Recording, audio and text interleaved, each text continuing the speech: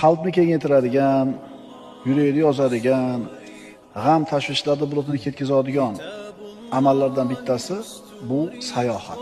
Sayohat degani albatta katta pulni sarflab boshqa chet o'lkalarga borishni tushunmaslik kerak.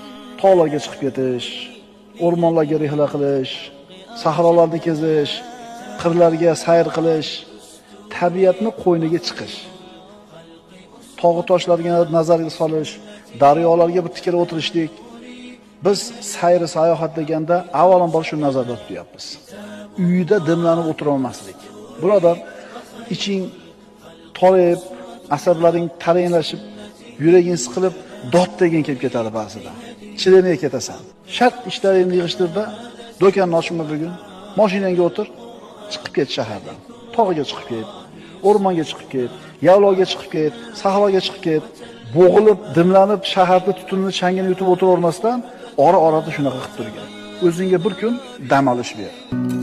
Eski do'stlar